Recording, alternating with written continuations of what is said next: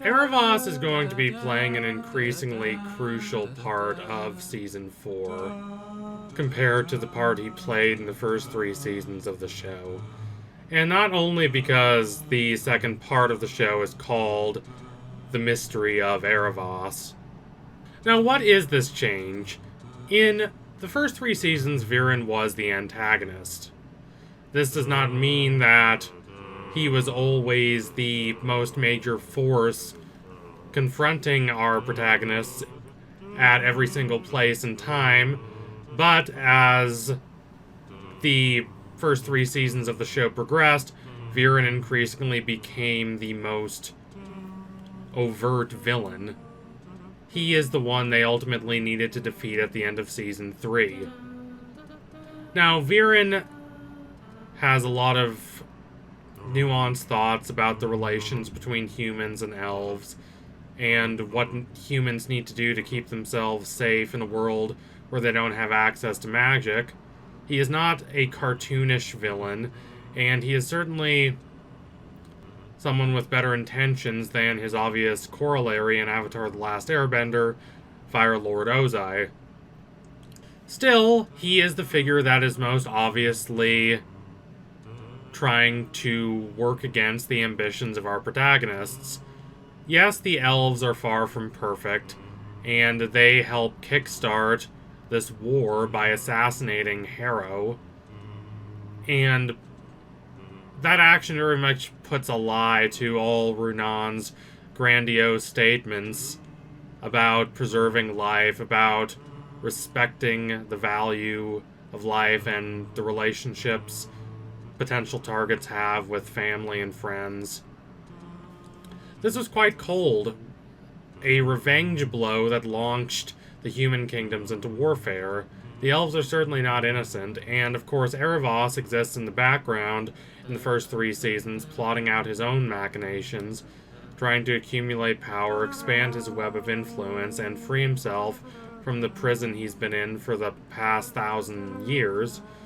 But Viren is the one they ultimately have to defeat. Antagonist does not equal villain. Sometimes antagonists aren't even evil, as in the case of Breaking Bad. If you have a show that is far less aligned on the simple good versus evil Manichaean morality play structure, then your antagonist might not necessarily even be a villain. Antagonist is simply the person who is the most crucial in confounding the ambitions of the protagonist, and for the first 3 seasons of the show, that is certainly Viren. But as the show progresses, that is changing. Aaravos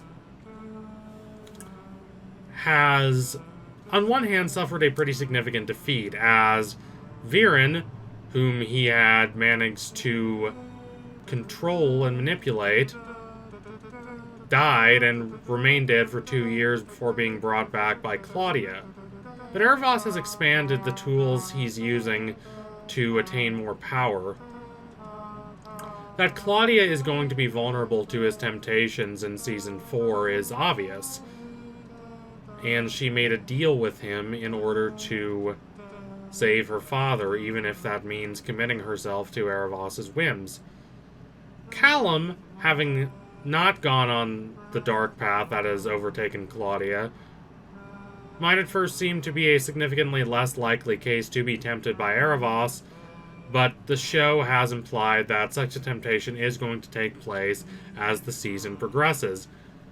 The first time we see Callum inspecting the mirror of Aaravos, intrigued and contemplative, it is almost an exact imitation of the first time we see Viren inspecting the same mirror curiously back in Season 1. Such a parallel is not coincidental. That Aaravos is certainly a villain is not disputable. I don't think anyone is going to argue at this point that, oh, he's just merely misunderstood. Now, I'm not entirely sure that he's going to be the final villain, though he certainly could be, but he is certainly going to be a villain for a significant portion of the show.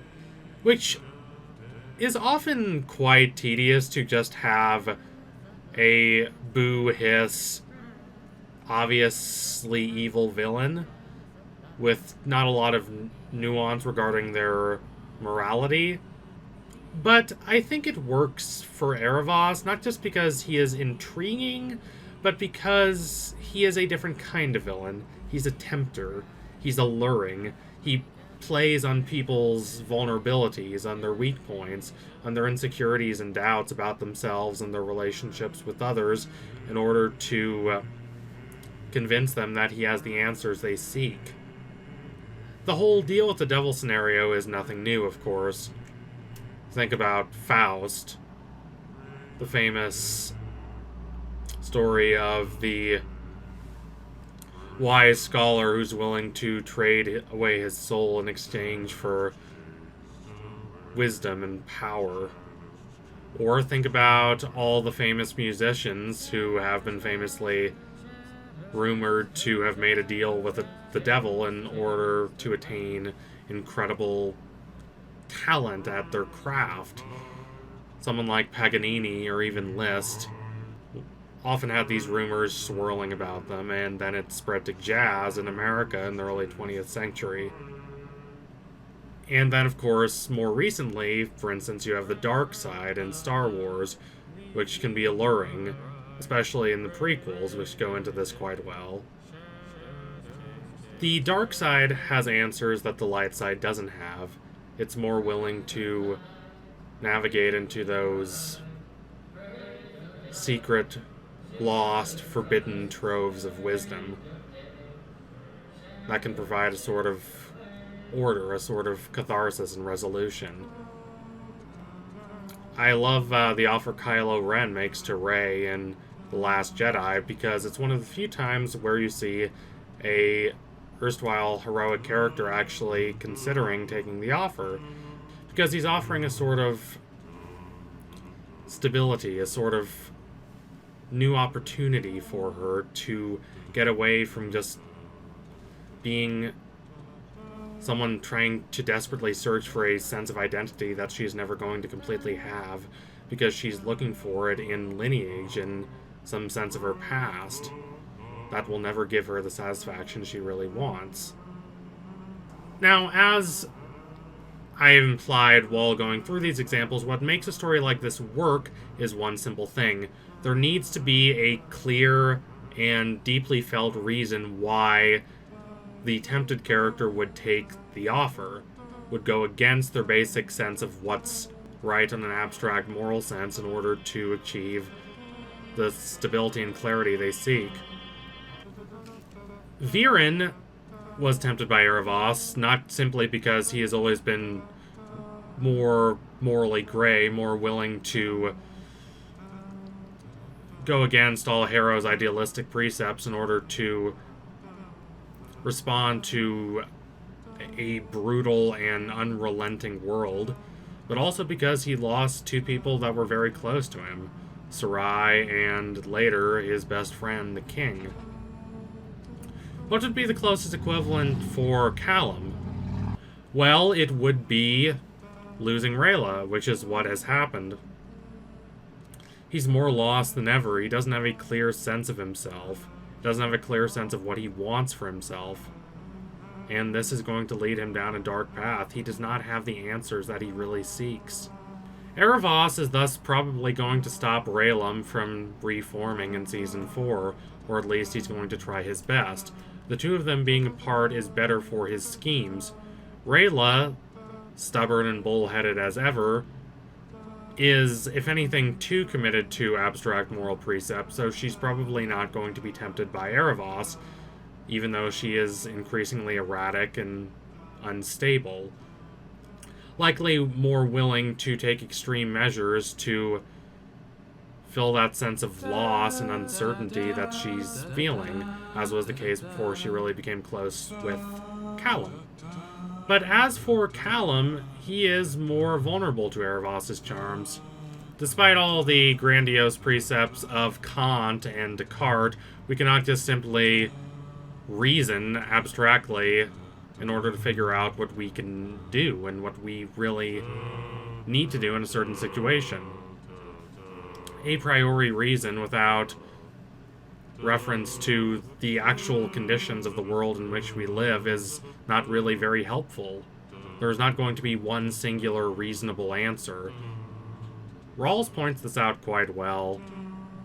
Even if you have a bunch of intelligent, reasoning people, they're going to have different perspectives and different values, and so they're going to come up with different solutions to what should be done in a certain situation.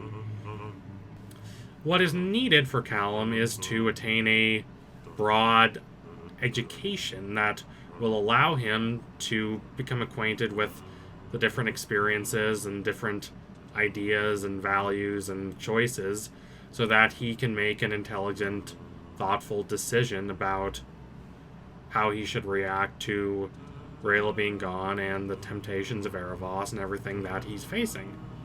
But he doesn't really have that firm educational foundation. He doesn't really have that firm sense of self, that firm sense of his own convictions. Harrow tried to give him such an education, but that education was cut off by Harrow dying, and Harrow's talk about warmth and forgiveness is slightly undercut by Harrow's gruesome death at the hands of the elves.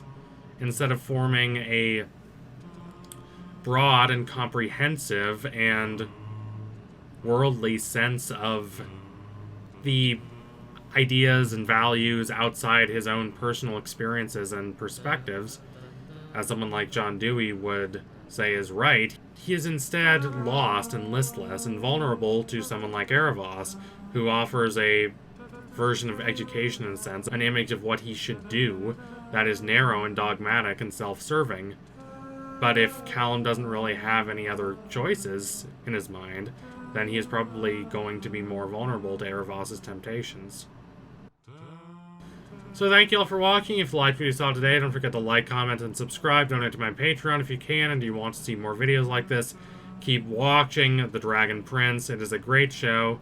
How do you think Aaravos is going to tempt Callum? Sound off in the comments. Anyway, tune in soon for the next analysis. It will be coming soon. That I promise you. Thank you all again. Adios, comrades.